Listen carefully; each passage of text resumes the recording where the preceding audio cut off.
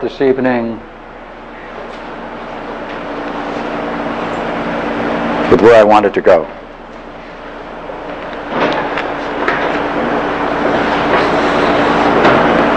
In our culture, we don't use the word wisdom. It doesn't mean anything. We can't operate with it. We're not familiar with it. But to put in front of the idea of wisdom and immanent wisdom means that that wisdom must be in something, and it's going to be in us. That even makes it more perplexing.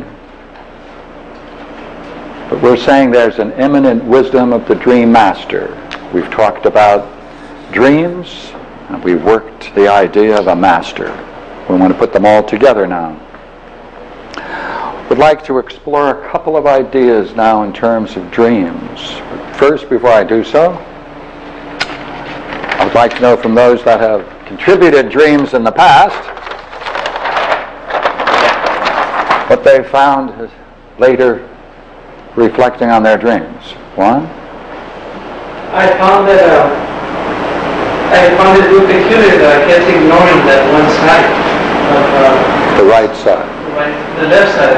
Yeah. I was focusing on the right and I ignored the left. Mm-hmm. And I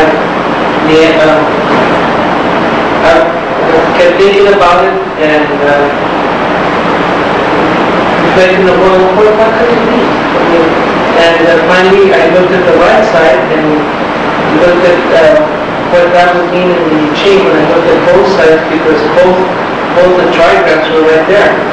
And it fit perfectly, the idea, and is what I have been doing.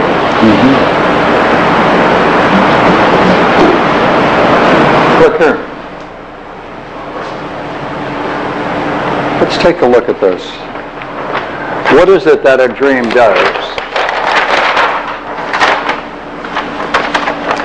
We're saying the following, are we not? That the dream master, whatever it is that's responsible for our dreams, selects from our past, draws materials. It's always particular to us. It's always our personal history. So it selects from not just a public past, but our personal, private past. It presents it in the present to us. The question we have is, does it open up? Does it illuminate the present? The dream does something else. It focuses on its issues, not ours. This is really quite interesting. I'm sure you've enjoyed it as much as I have, because I have been in situations where I thought, here are all the difficulties I'm having. Here clearly are all the problems. I can rank them. I can list them all. And so I have a dream, and I get a dream, and I look at the dream. I explore the dream. It brings up an issue I never thought of. It's not on my list. It has its own issues. They're not ours. Yet they're ours. So it selects from our personal past, brings us in the present, forces us to focus on its issues in a very dramatic way. It then develops certain themes in the dream, which we then follow. In some cases, we follow one theme through several dreams. Therefore, it presents us the mystery. Now, what is this mystery? Let me give you the mystery as I see it. Suppose you were going to decide, just for a certain period of time in your life, as a trial, that you would make your issues and your concern its issues, the issues it illuminates in your dreams. Suppose you decided to make that your primary concern, and all of those priorities where you put all of your problems and tasks and works, you put its issues on top of it. and you decide to make that your paramount concern. Well, that's really strange. That's reorganizing your life on dreams.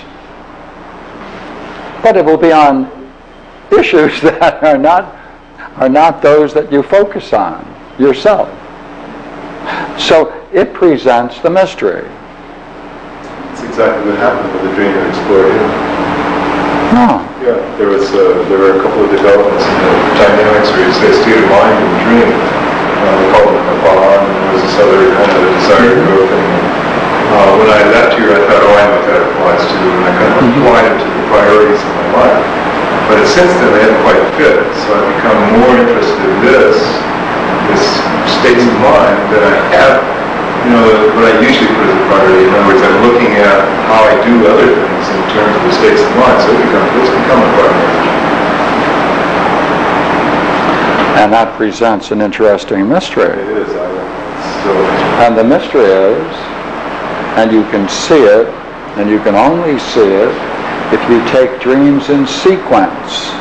You can only see the next step if you take dreams in sequence. Have to take dreams in sequence. See, it's one thing to say the dream master is puzzling out our present. After all, that means the present is close to us in time. It can use the past to illuminate it, but it's focusing on the present. What happens when we say dreams are in a sequence? They're linked together. They're linked together over time. I have taken certain issues that have come up in dreams, and I have a portfolio of them, and I have certain themes that have played themselves out for years and years and years. Now, when you see that, you have to say that the dream master is focusing on issues over a long period of time, and the whole issue is it for your benefit? That's the only real issue. After you work it through and after you come up with some explanation and some understanding of it, the big question is, and the only thing that makes any sense, is it a good? Now, when you study dreams of other people, as I do, have done, then you see something quite remarkable. Each individual can see for themselves that opens up an area that they have ignored that's significant to them. The good, therefore, is individual. There's an individuation of goodness in dreams and in sequences for the individual.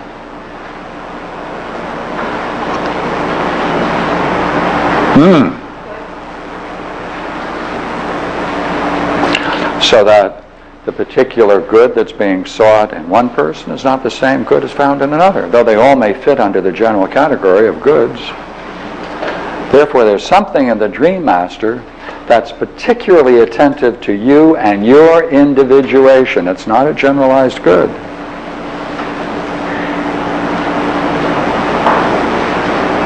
It's as if everyone has their own way to